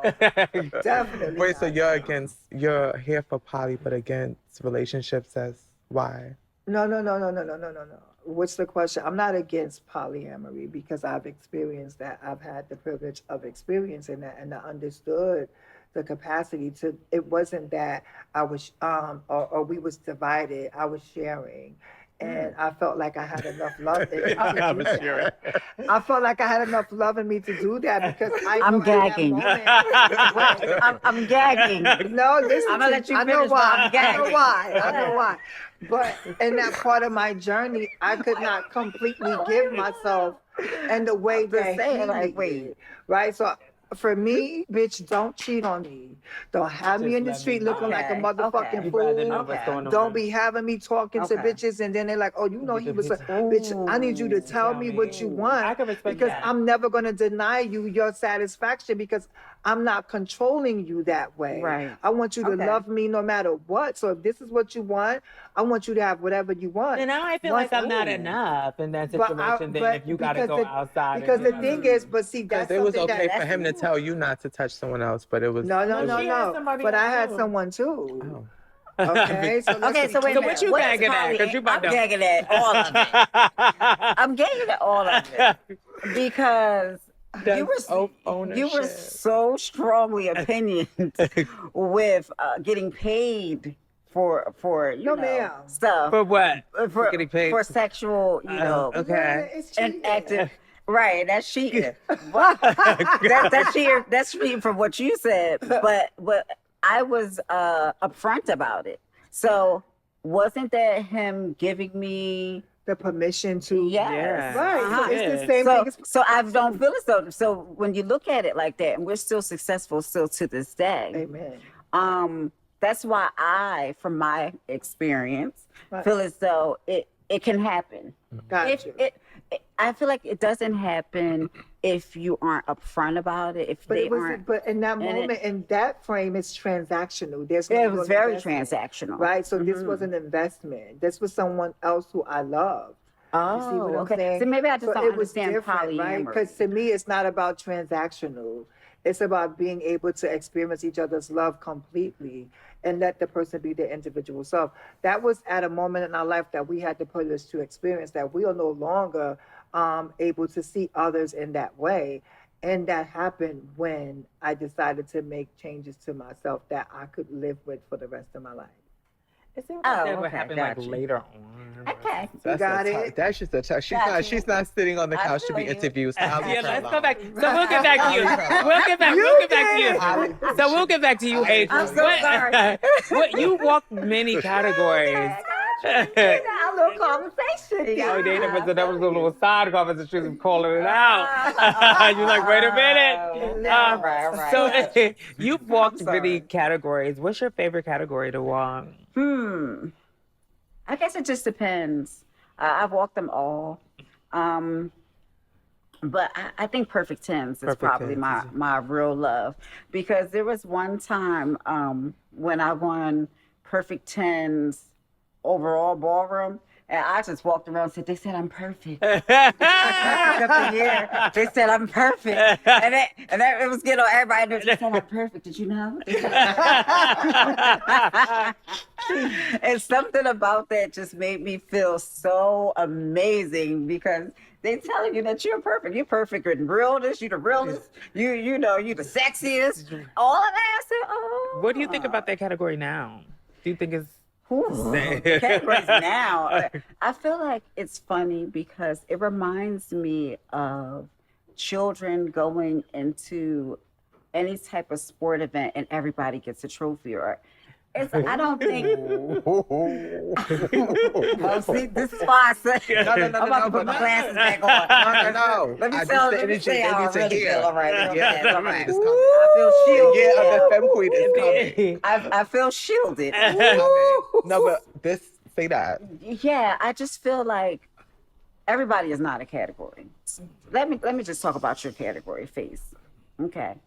A lot of people used to, I walked it a few times, but I was never that invested into it because I seen how much like the people put into that. But in my era, you had to look unique. You couldn't look like your regular person. You know, everybody couldn't be you. Everybody couldn't make the cut.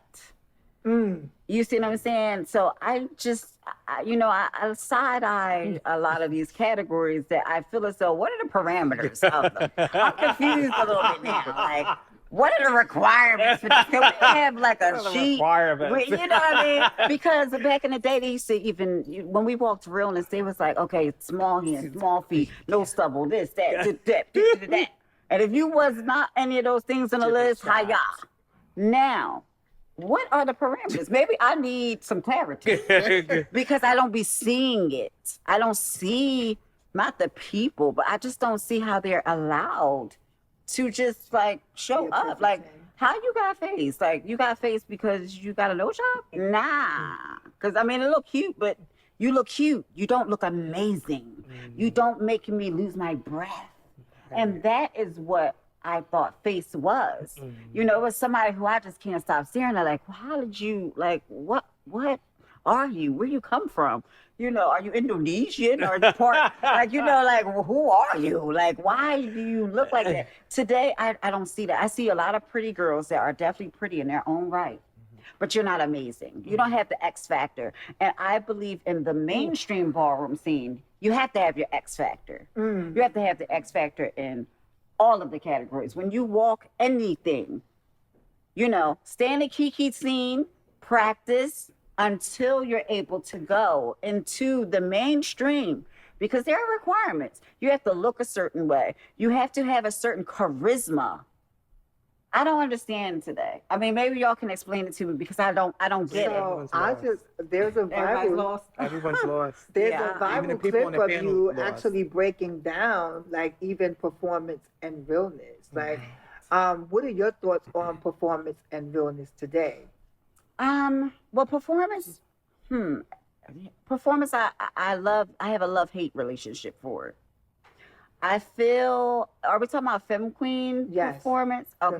Yeah. With Fem Queen performance, I'm glad that people like Asia are starting to show them what it should look like. You know, give them some tools, because I love all the choreography, like all the, you know, the actual spins, and they doing a whole little stance, and I'm like, okay, now, and a cunty dip. Please, not a flip that. It's entertaining, but I think it, as long as they don't lose the femininity, like, you know, back then it was created for us to sell our womanliness. You know, when they shake their boobs, shake them like you want them to shake. Let them shake before you go into it. Like, not just, it's not another part of your choreography to do that. It's like 1 and 2 and 3 and 4 and 5 and 6 and 7. No. Where's the grace? Where's the elegance? Where's your femininity? It doesn't have to be soft or sexy. You could be bangy, but be a bangy girl. Right. And you did. You know, Ashley, she was a bangy performer still to this day. You know what I mean? Where she wasn't ultra feminine, but she was a woman still when she did what she did. So I miss that. I don't really see a lot of that anymore. I mean, so, you know, to me, there needs to be a little bit more strict requirements to be able to walk a category and get your 10s. But they should be stated so that they know how to show up. You know, I think it's just a lack of clarity. And And knowledge. No And what knowledge. about Yeah. realness? No knowledge. And knowledge, yeah. What about realness? Realness? She just Okay. talked about it. It depends on the type of realness. You know, I think that, again, there needs to be certain parameters for realness. In the past, you know, I've said really how I really feel, but that was in conjunction to what I wanted to see at that ball. This is only, I have to say this because don't cancel me again. I feel like what I'm talking about is I'm talking about the ballroom scene as a category, what I want to see. Not real life, not how you show up. That's free ball. You can do whatever you want. But when it comes to categories, there has to be very specific. If they say BNG realness, that means that we want you to mimic or show up as a around the way girl that we see when we walk outside. We're not oblivious to it. We don't have on blinders. We know what they look like. Do you look like that? I feel like people don't ask those questions, you know? But back in the day, there were nuanced categories where they had glamour girl sex siren. that was for a different type of girl. Now you can wear makeup. Now you can come a little more zhuzhed. Now you can have your boobs pointed out. You Pretty know, but girl if I'm realness and pretty stuff like girl that. realness, Yeah, they don't give the girls as many and they should, subcategories because like they used to. Fem Queens are the one who created this whole thing. This thing wouldn't even exist without the girls. But I find that when the girls do show up, now there's 3 of us at a time. Why is that? When the boys, it's 1 and 2. They give them so much grace. It's a long line of them. Yeah, they.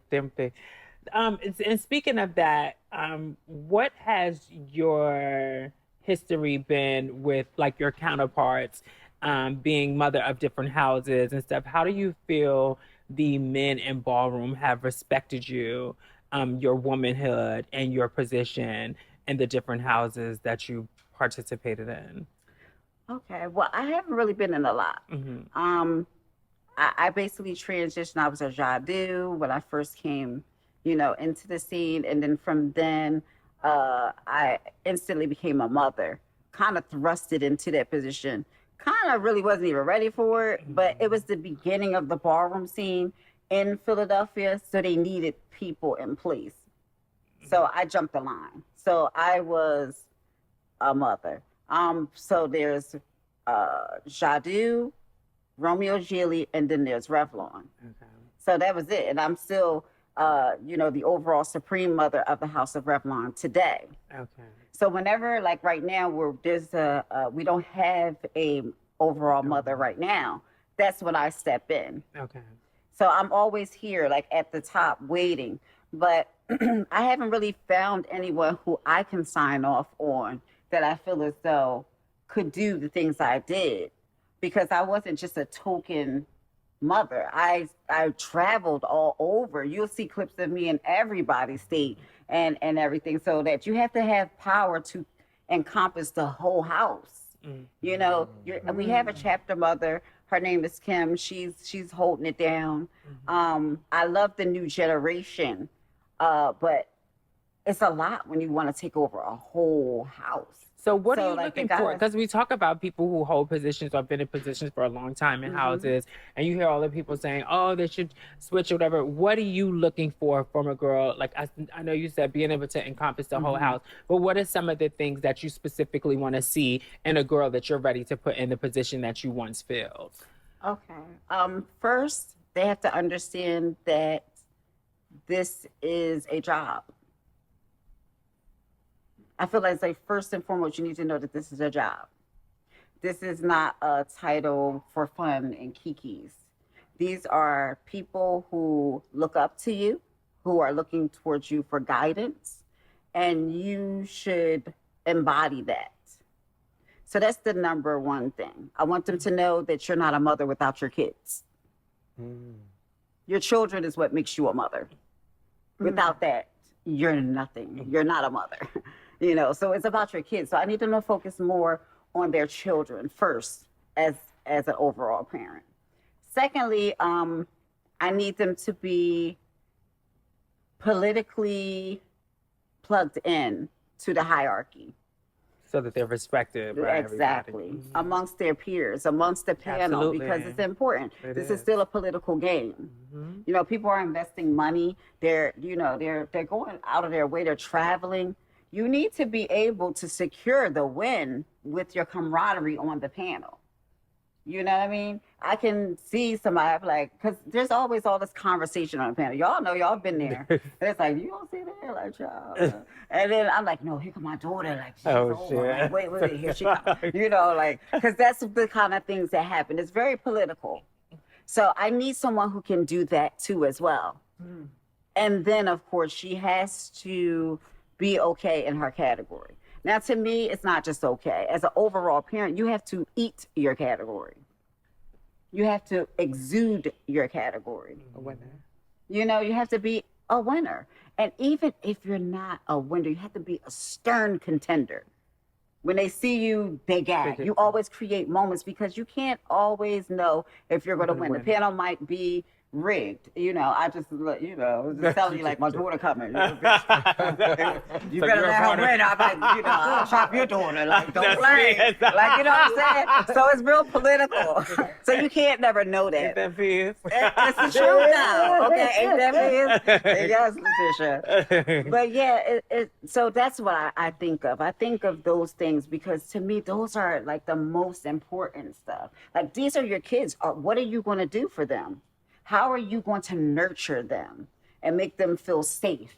And you need to be someone who can add to that. Okay. Oh, that you walking runway? That don't look cute. Let me help you with that. Somebody who will get on their hands and knees and help glue gun, you know, your rhinestones onto your outfit. That's the kind of stuff that I did, and that's what I look for, because the House of Revlon is a hood house. You know, we have beauty in it, but we hood, we regular. Bang. You know, Tony, shout out to my hubby. You know, I want love from her. I want her to be feminine and love her kids.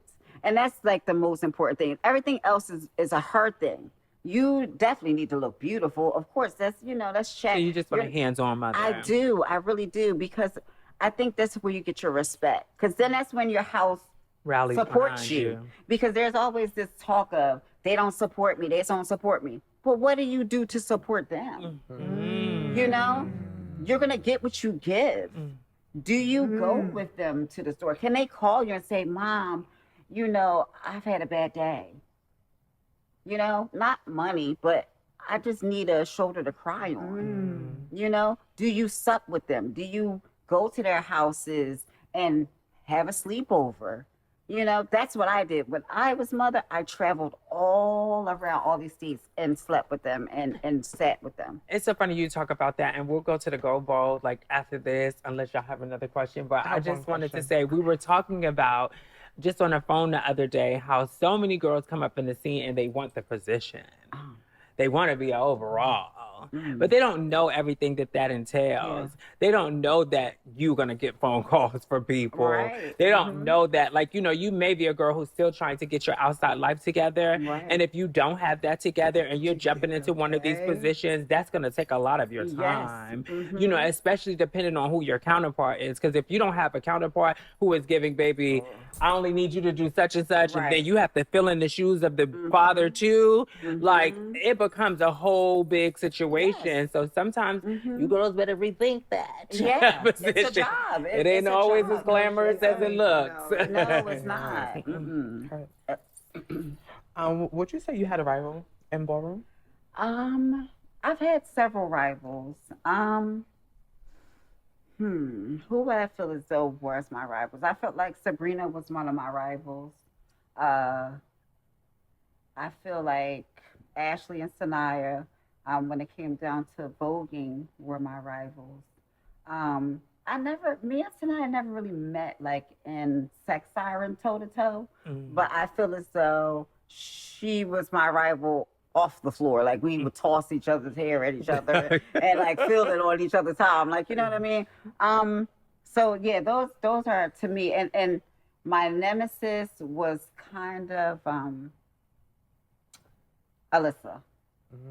Because when we vogued, she would split on you. She had so much flexibility. I'm like, this bitch done got us in the split. What I was supposed to do with that? She done did to finish her. Like, kind of move like,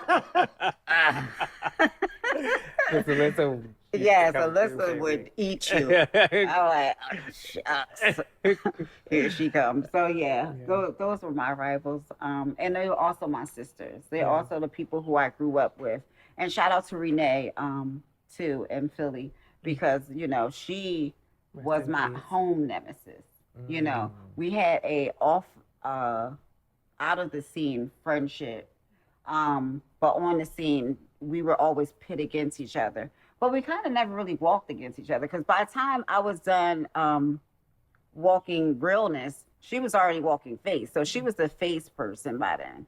You know what I mean? So we never really went toe to toe like that. But as mothers, she was my rival. Yeah. Well, I think we can go to the Gold Bowl. Let's hear something else that you wanted to. Okay, we're gonna go to the Gold Bowl and make it a little hotter than it is already. Hey you, don't forget to like, subscribe, and share. You're watching Fem Queen, crazy, sexy, cool.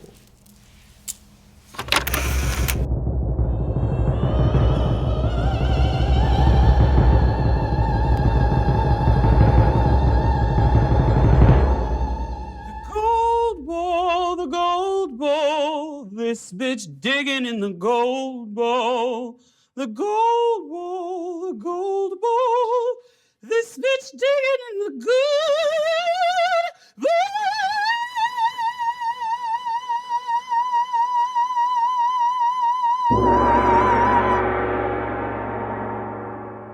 And we're back with the Gold Bowl. Get you a piece. She's a shady girl sometimes. Ooh, let's see what she is. Let's see. Here we go. Name 3 legends that you would want to walk realness for the House of Revlon.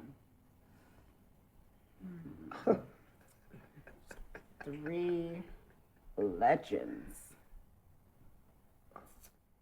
Well, that's not in the house. You're not. Oh, because, my daughter Big here would still eat everybody. But I would say, yep, my little baby.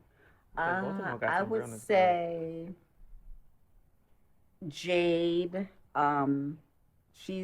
Jade is from North Carolina. She is at a House of West. I would love for her to come back home. Okay. Daughter. Okay. So I would definitely want Jade. China, no, not China, I'm sorry. Oh, God bless. Shout out to China, who's resting in peace. Lisa Prodigy. Oh, wow. Oh, Yeah. I would like to dig, she's still a powerful I ain't one. seen Lisa in a minute. I actually saw her recently. She lives in Brooklyn, I think. Oh, really? Okay. Oh, really? Oh, so she here. So She does? She should poke her head in, You will see She was Lisa shut in a minute. down to still, I'm Lisa. sure. I'm sure she's matured and everything. I would love to see that. The third legend. I don't think I have a third. I don't know. Ayana. Because she's no longer my daughter Ayana. Ayana that just was overall mother. Yeah, I'm not sure what house she's in. She's now. a con now, I think. She's a con? She's back a con. I think she came out as a con. Okay. I would like her back to see, spread her wings for realness again. Yep, because she's a legend. All right, so let's see. Oh, I'm devastated. I knew she was waiting. you thought me- her breathing. Say her name, bitch. I was like, I know she's sitting up here wanting her to say her name. She was over there like a dog waiting. Like, Bitch, I can feel it, bitch. I can feel it. I'm like, I know she's sitting here waiting, bitch. You don't have to feed into that. No, it's okay. No, it's not because of that. It's just because I feel like Mason Margiela really fits who you are. They said for me to bring you back into the House of Revlon. Yeah. I don't think that this fits you anymore. It's not nothing. It's not a blow to your realness. Hell no, you are real. You are the legend for realness. But I don't think that to bring you back into Revlon, I think would do you a disservice. So that's why I feel like where you are. Because we've had this conversation. Yeah, I feel like where you are, you're where you should be. I think you shine there. I think you glow there. And I would never want to muddy that. You've worked very hard to be where you are. So that's the reason why I didn't name you. Love you. oh, that was I so love you nice. Yeah, let's See, see. those are the conversations. That was really nice this time. Even though we've had conversations offline. Let me see. Are there I don't know if any Tony gonna like Fem that. Queens? That's my girl. Like, Yeah, no, hubby's gonna cuss me out regardless. He's gonna cuss me out regardless. Angel, why you go over there and play with my face? you know that bitch can come in here. Okay, you know she can't come back. Okay. Are there any Fem Queens in your house that you believe could become the best overall mother for your house? Are there any Fem Queens in my house Potentially, yeah. currently? Ooh, overall. Well, there is someone I do have my eyes on. Her name is Yasmin. I do have my eyes on her. I would love for it to have been Ayana. You know, if there wasn't so much logistical, like, you know, back and forth with her, because I kind of basically tried to groom her it was supposed to be her. She was supposed to be the one to step in and be the overall. But if it wasn't her, I think Yasmin, if she continues to grow and to understand the requirements of it, because I'm really big on that. You heard me. Yeah. I think that individually, she's everything that I would want to see image-wise of an overall mother. But yeah, it would be her. Was that 2 or 3? That's 2. That's I'll true. share You got one more. one more. Oh, one more. I feel like I'm just going with 2. I think I'm gonna just leave it at 2. No, we do 3. All right. She came and changing the game. Okay, I'm not trying to change No, a third question, not a third person. Oh, okay, I'm like a third person. And she's not I'm drinking, y'all. stretching. That's only guava juice or something. Oh no, yeah, this is just guava juice. Did not do it. They're gonna be like, she was lit. She did. Okay, no, She's this only is my drinking regular juice. self. This is my regular self. Let me see. Okay, what was the most dominating experience you had with a client? You don't have to answer it. Is that what this is? Oh, most dominating? That must be new. BDSM. Did y'all? The folks already knew she used to dominate. You got somebody in here? What was the most dominating experience? I don't even know how to answer that. I don't know what that means. Because you was a dominatrix, I guess. Which one was the craziest which one was the craziest experience? That's what I'm Oh, the most crazy experience as a dominatrix in sex work. Okay. There was this guy in Philadelphia. He was the owner of nightclubs. And he used to give me this very long glove. Ooh. And wanted me to meow cunt, kitty, cat, kitty, hell. Now I'm inside in my house feeling good, got my panties on like a cunt should. No boxer brief between the sheets. Now only if Detroit, I'm feeling his meat. All the way to the shoulder, my God. Yeah, and I felt like if I opened my hand and grabbed, Yikes. No. All right. This has been a wonderful Go Bowl. Jesus. They asked me. Did he have an end? huh? Did he have an end? You say he Please was don't ask no more questions about surrounding. I mean, I was younger, so I was smaller. But would you rather me have like a little more toned down one? Maybe? No, that was bitch, I'm just playing. Okay, I was like, I don't want that. No. Yeah, that was crazy. Like, I couldn't believe it. I went back a few jobs though, because you paid a good coin. Give me, you know, two stacks. I was like, you want me to go further? I got another one. You want whatever you want. But yeah, that was crazy because I felt like I had his life in my hands. Because I'm around all his organs. If I was just to open up and grab, like, he's the dun-dun. That's some scary situation. The girls have been in some scary situations. Yes, that was crazy. You've heard a book, child. Sheesh. So do you guys have any more questions? You want to do one more? Okay, I'll do one more. These seem to be a little safe and a little risque, but safe. So let's see what this one is. Which 2 butch queens were your crushes in Ballroom? Oh, shucks. Well, the first one is still my butch queen husband, which is he's an alpha omega now. I gotta say his name. Yeah. Oh my God. Stop it. No, because then he gonna no. I'm gonna switch it. I ain't gonna say him. No. She all soft and everything. And dainty. No, baby, you know who you is, baby. I love you.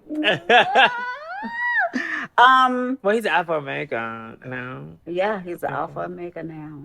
What house was What he house was he before? Prodigy. Oh, the kids are digging. Kenya. No, okay. no, Just a he walks Pretty Boy Realness. He just recently actually Oh, Dama. walked. He looks kind of Asian. Okay, I'll leave it alone. No, he looks kind of Asian. He has locks. Oh,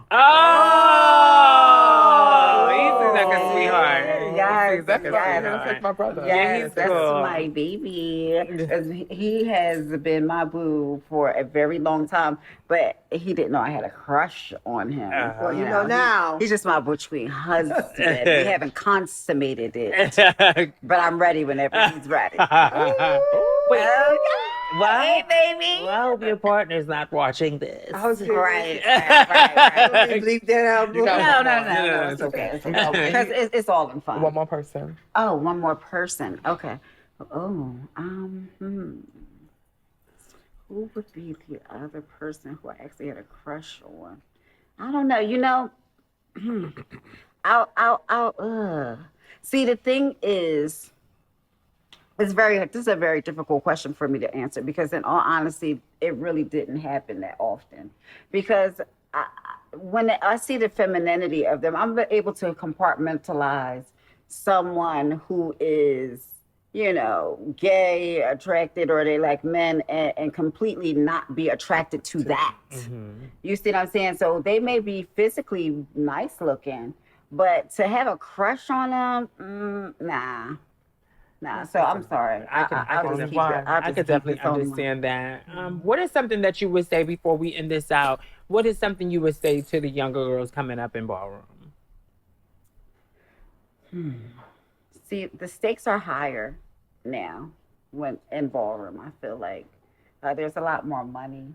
It's televised. There's a lot more notoriety that's attached. Mm-hmm. So I would say, don't lose yourself in ballroom. Never lose yourself in ballroom. And don't let it destroy your self-worth. Don't place so much value on these people's opinions of you. Don't let their opinions get into your soul where you start to question who you are. So always keep a sense of self, if anything, throughout any part of anything that you want to do in life, period. But definitely with the ballroom scene, because it's so opinionated, to just definitely have a strong sense of self. Wow, we appreciate you. Yeah, thank you. I'm so glad that you came and sat down with us. This has been amazing talking so to much. you. And we'll be back with the founder, the icon, the fashionista, my chosen father, Al Alor. You wanted it, we delivered. Stay tuned for part 2, dropping tomorrow at noon. Don't forget.